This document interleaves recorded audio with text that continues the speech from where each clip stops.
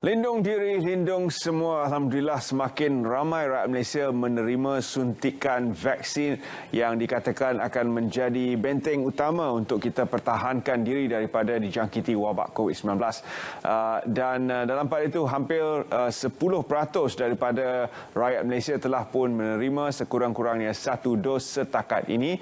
Ini menunjukkan peningkatan yang ketara dan jumlah dos seperti yang telah pun disebutkan oleh Yang Berhormat Perdana Menteri telah pun mencapai purata 80,000 dos sehari. Jadi ini adalah satu petanda yang baik ke arah mencapai sasaran 150,000 dos sehari yang kita inginkan.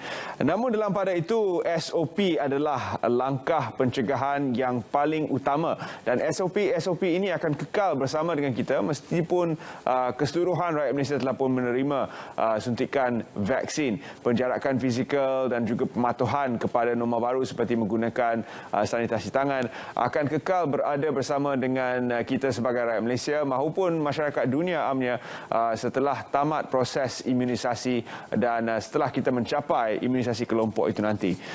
Bersama saya di talian ketika ini Muhammad Hafiz Abdul Rahim secara Skype, Timbalan Pengarah Bahagian Gerak Saraf dan Perang Saraf MKN untuk membincangkan disiplin dalam mematuhi SOP dan untuk kita semua duduk di rumah. Apa lagi yang boleh kita buat untuk membawa mesej bahawa disiplin kendiri ini sangat penting dan seharusnya rakyat Malaysia tidak mengambil sambil lewa SOP yang telah pun digagaskan ini? Warahmatullahi wabarakatuh kepada semua penonton. Selamat pagi Malaysia. Selepas setahun, lebih setahun kita berperang, nampaknya musuh kita ni semakin mengganas. Varian-varian baru ini sangat berbahaya dan semua orang tahu bilangan positif kita tinggi sampai kita terpaksa buat lockdown. Korban di pihak kita juga semakin meningkat. Kalau dulu biasa 1 digit, sekarang 2 digit dan menghampiri 3 digit pun pernah ada. Pada masa yang sama kita sedang meningkatkan kemampuan pertahanan kita iaitu vaksinasi. Tadi telah ditayangkan lindung diri, lindung semua. Untuk menjayakan ini kita kena bantulah sesama kita. Ada yang kata sekarang ni kita tengah mengalami kelesuan pandemik atau pandemik fatigue. So apa benda yang kita perlu buat? Selain daripada yang kita duk sebut hari-hari patut SOP. Saya percaya rukun SOP asas itu telah difahami. Sekarang ini duduk di rumah. Untuk majikan dan pekerja kena patuh peratusan yang mana duduk di rumah, bekerja di rumah dan terpaksa bekerja di rumah.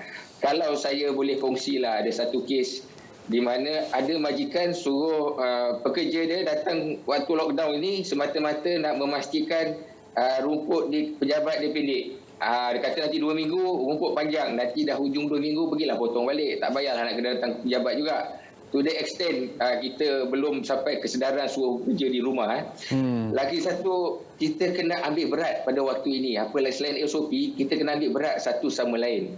Kita kena berkomunikasi antara majikan, pekerja, saudara mara, kawan-kawan yang bermasalah waktu-waktu lockdown, waktu-waktu PKP ini.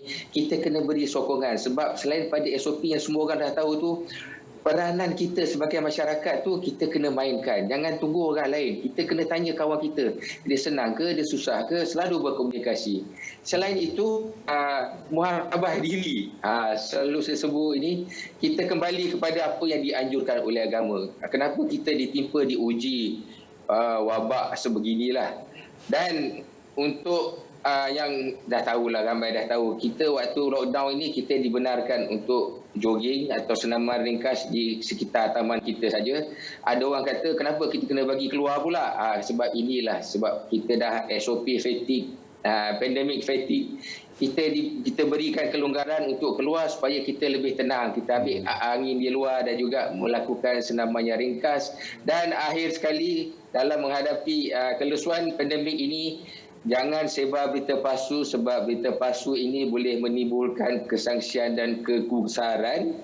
Dan apa yang boleh kita buat adalah kongsikan benda yang baik-baik, yang positif ataupun yang boleh memberi pengajaran selain daripada kita menyebarkan sesuatu yang negatif. Ya, Terence. Kita pernah mengalami situasi ini di mana pada awal kita berdepan dengan pandemik ini, kita pun melakukan PKP penuh dan rakyat Malaysia duduk di rumah berkongsi resepi dan sebagainya, dan kita harapkan semoga selepas itu kita tidak perlu lagi kembali kepada situasi seperti ini. Namun dalam kita melihat angka kes yang semakin meningkat, maka Yang Amat Berhormat Perdana Menteri dan juga pihak-pihak yang telah menegaskan bahawa SOP ini perlu diperketatkan telah pun memilih untuk melakukan PKP penuh sekali lagi. Namun kali ini ada yang akan keluar untuk mencari nafkah, akan membuka gerai-gerai, akan terus ke pejabat mengikut peratusan yang dibenarkan. Apakah tindakan yang perlu mereka lakukan untuk menjaga SOP-SOP yang ditetapkan ini, dan bagaimana untuk mereka terus memberi motivasi kepada diri sendiri, kerana kadang-kadang SOP itu susah. Kalau berada di tempat awam, double masking. Double masking ini adalah sesuatu yang mungkin menyukarkan untuk kita menyesuaikan diri, namun ia sesuatu yang perlu untuk memberi perlindungan. Bagaimana untuk kita terus memberi motivasi kepada mereka ini supaya kekal berdisiplin? Okey, pertamanya fahamilah bila kita dah beri kelonggaran kebenaran untuk bekerja, ada sebab-sebabnya. Kita hendak company ataupun agensi tersebut terus berfungsi berkhidmat kepada rakyat atau menjalankan perniagaan. Bila telah diberi peluang, yang paling mudah adalah patuh SOP. Itu yang paling utama dan yang telah diucapkan dan telah disarankan tiap-tiap hari. Kalau dah pergi pejabat, dah 20% contohnya, kalau boleh meeting pun kita buat online. Walaupun dekat-dekat situ, sebab kita nak mengelakkan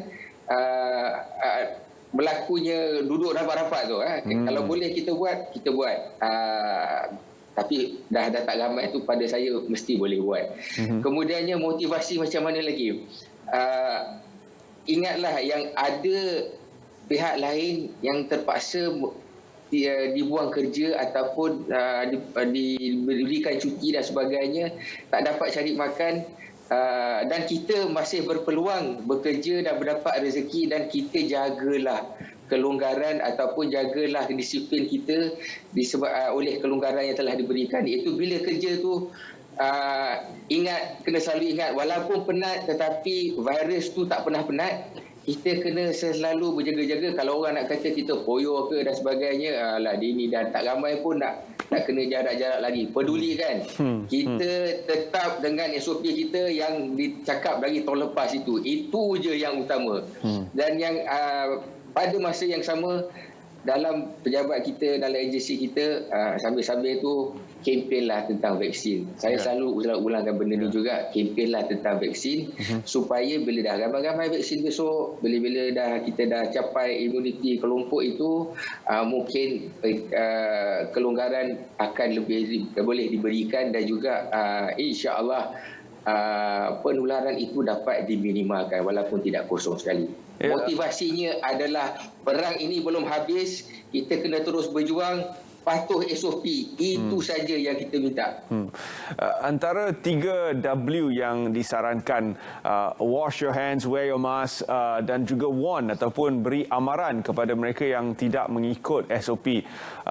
Kalau misal kata dalam lift tempat kerja kita ada sahaja rakan-rakan yang tidak memakai pelitup muka, dan dalam pada itu pula batuk di dalam lift, macam mana untuk kita tegur? Sedangkan perkara ini sudah diulang beberapa kali dan siap ada dipaparkan di mana-mana. Dalam lift pun ada, namun ada yang tidak ikut. Okey, pertamanya tegur dengan baik. Nasihatkan seperti kita sayang pada dia. Yang kedua adalah yang kena tegur tu. Kalau orang tegur kita terbatuk tak tahan kan. Bila orang tegur tu, janganlah nak marah cepat. Terimalah teguran itu dan cakap terima kasih kerana tegur. Ini benda basic.